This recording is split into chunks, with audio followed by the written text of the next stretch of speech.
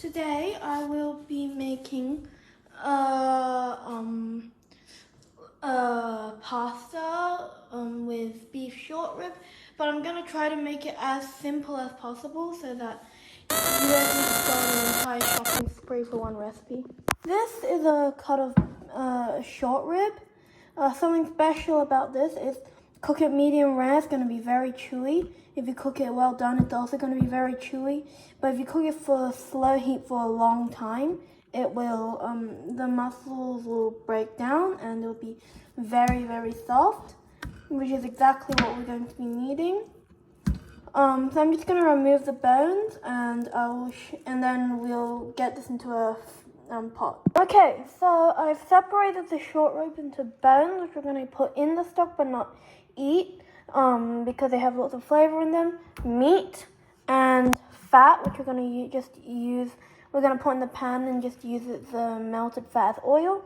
And I also put some garlic. If you have basil or rosemary, then put them in. But I know that a decent amount of people don't, so just use garlic. In a large cold pot, put your fat in. You're gonna turn on the heat and wait for all the fat to melt. Once some fat is melted, you're gonna add your beef and bones in. As you can see, the beef here has been browned.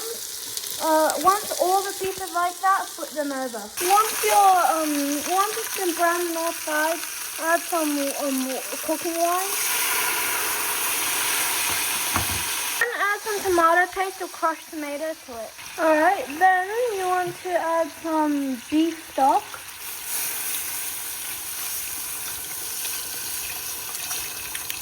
About 1 liter.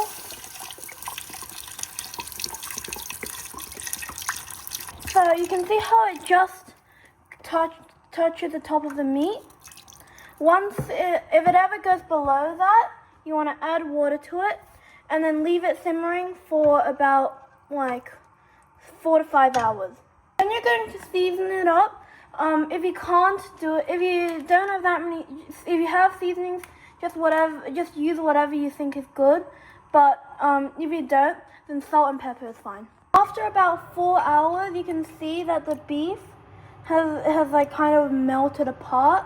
That's all you want, because now it's like really soft. You don't even need a knife to cut it.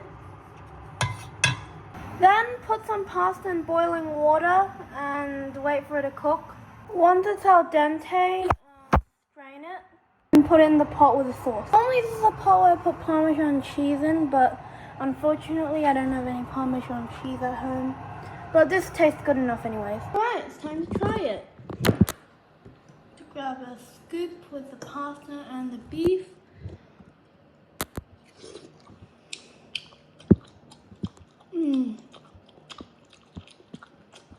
Yep, the flavors come through. Yeah, you will not be disappointed by the flavors coming out. The beef is just so soft. Like you can rip it apart.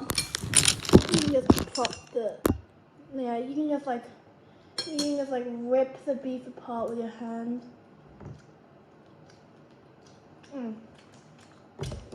Make this and you won't be unhappy.